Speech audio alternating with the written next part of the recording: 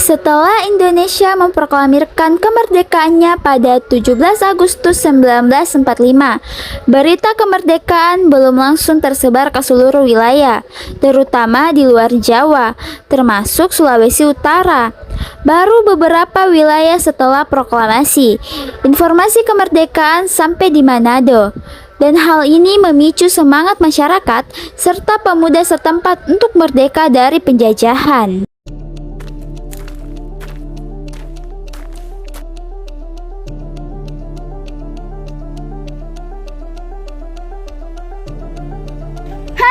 Indonesia telah merdeka. Alhamdulillah. Indonesia merdeka, Indonesia merdeka.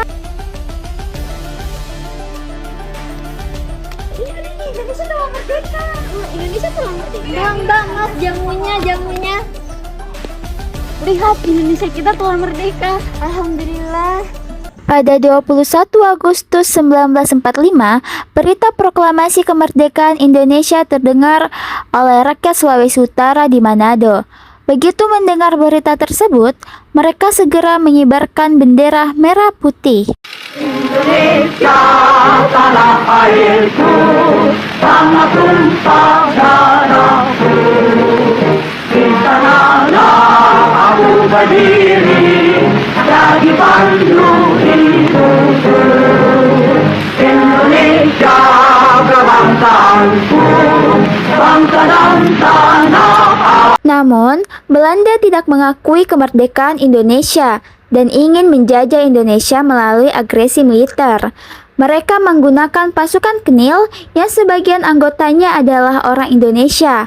Banyak anggota Kenil yang sebenarnya mendukung kemerdekaan dan enggan melanjutkan pertempuran demi kepentingan Belanda. Sebagian anggota Kenil di Manado, terutama yang pro kemerdekaan, menjadi kunci dalam perlawanan ini karena mereka memahami taktik militer di Belanda.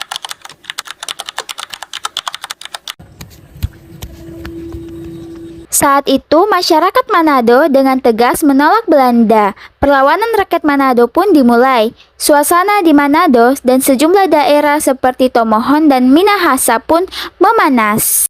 Setelah pemberontakan 14 Februari 1946 dimulai, Belanda segera mengirim pasukan untuk menumpas para pejuang dan menangkap pemimpin utama seperti Cetaulu dan Wisan. Mereka melakukan operasi militer dan menyisir berbagai lokasi untuk menemukan persembunyian para pemimpin perlawanan. Dan akhirnya, Belanda pun berhasil menemukan dan menangkapnya.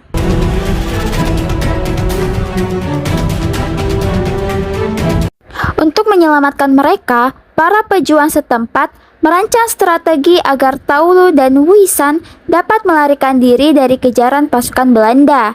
Beberapa penduduk setempat turut serta dengan memberikan tempat persembunyian sementara bagi kedua tokoh ini. Mereka berpindah dari satu tempat ke tempat lain untuk menghindari patroli Belanda yang semakin gencar. Serangan ini dimulai dengan penyerbuan secara mendadak ke pos penjagaan sekitar markas Belanda dengan tujuan mengalihkan perhatian dan melemahkan pertahanan musuh. Para pejuang menggunakan taktik gerilya dan memanfaatkan sekitar untuk mendekati markas secara diam-diam.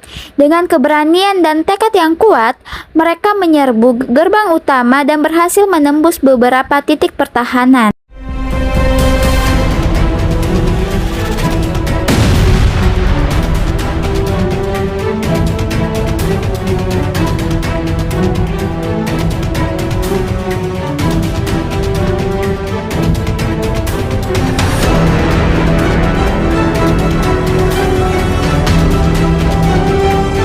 Usai semua bebas, pertempuran kembali berlanjut.